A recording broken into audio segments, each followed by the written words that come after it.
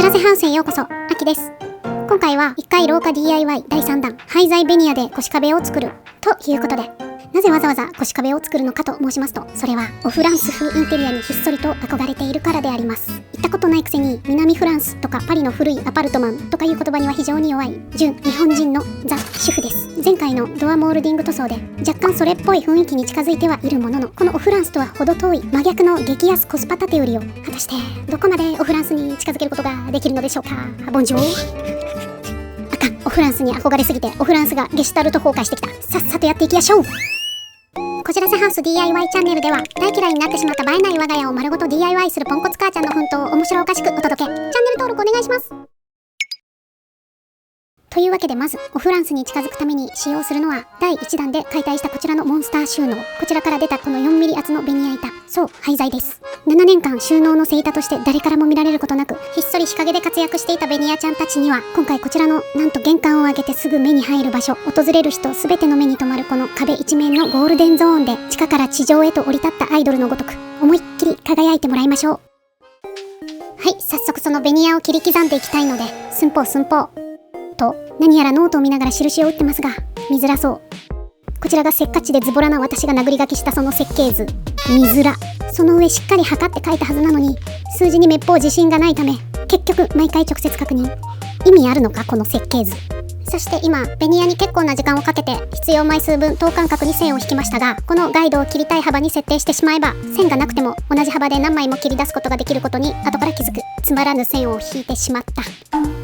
このガイドもだいたい15センチ幅までしか使えないので、広い幅を切りたいときは別のガイドが必要になります。奥深い丸ノコの世界。丸ノコを使いこなすようになるのはまだまだ先みたいです。そして今作業台に直接ベニヤを置いて切りづらそうに切ってますが、本来作業台には天板を敷いてから使用するので、このようなことにはなりません。天板代わりにこのような断熱材でも OK。 我が家は天板がないので後日スタイロフォームを購入するんですが、この時はまだなく横着いことになっております。2枚目のベニヤは腰壁の短辺を切り出します。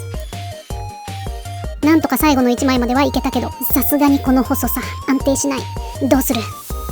ここで使用するのは厚みのある両面テープ。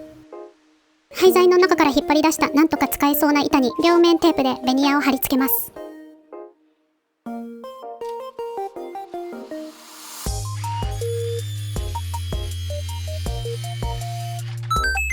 なんとか最後まで切れました。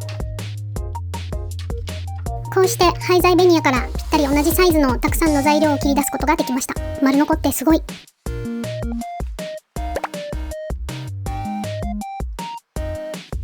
幅 100mm と 75mm に切った同じ長さのベニヤ同士をボンドでくっつけます。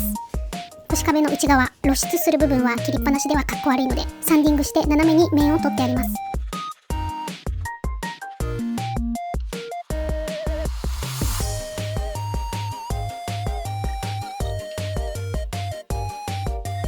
これを長辺と短辺合わせて12個作ります。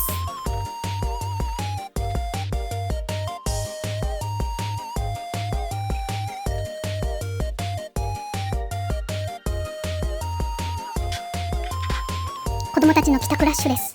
前回のドア塗装と時系列が前後してまして、この時ドア塗装の前でまだ春休み前です。時間が経つのが早すぎる。1日24時間じゃ足りませんよね。小学生2人ともがいつもと違う手の込んだ内容の約束をしてきて、母ちゃん焦る。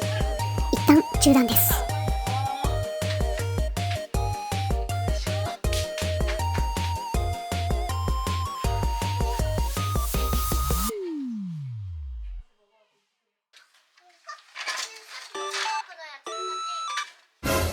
メガネが曇って何にも見えない。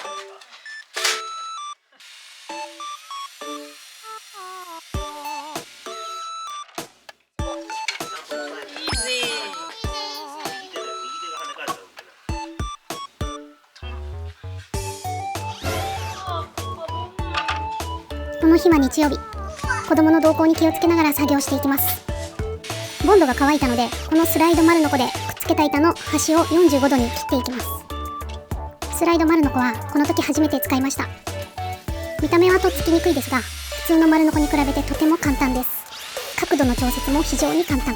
先ほどのように長い面を切る場合は普通の丸ノコ、短い面を大量に切る場合はスライド丸ノコと使い分けています。間ちろんこんな大層な道具がなくてもマイターボックスがあれば45度に綺麗に切ることができます。45度に切るときは出来上がりをイメージして反対に切ってしまわないように注意しながら切っていきます。材料が全て揃ったので腰壁部分の壁紙を剥がしていきます。腰壁から上はこの後壁紙の上から塗り壁にするためそのまま、一般的な糊で貼るビニールクロスは剥がすと裏紙が残るようになっています。裏紙が綺麗に残ることで次の壁紙が綺麗に貼りやすくなりますが、塗装となると話は別。裏紙の上に直接塗装すると乾いた後にボコボコ浮いてくるため本来 NG だそう。裏紙を綺麗に剥がすにはまずは霧吹きで裏紙全体をベタベタに濡らします。次にカッターで日焼けの皮をめくるようにそっとめくっていきます。次にめくれない箇所や粘着が強い箇所はスクレーパーを使ってこそぎ落とします。次に綺麗にめくれたら断層やめとこ、めんどくさい。というわけでベニヤを貼らないこの真ん中部分は自己責任で裏紙に直で塗装しちゃうことにしました。なぜそんなリスクを冒してまで壁紙を剥がしたかというと、この家中に潔いほどに統一され張り巡らされたこのコスパ模様と大さらばしたかったからだ。キッチンも和室も天井もトイレも洗面所も壁紙全部これ。ここまで来ると逆に気持ちいいわ。取り乱しました。そんなこんなで自己責任の末路については動画の最後に塗装1ヶ月経過後の画像を載せておきますね。そうこうしているうちに裏紙を残した壁にボンドで加工したベニヤを貼り付ける工程に入っております。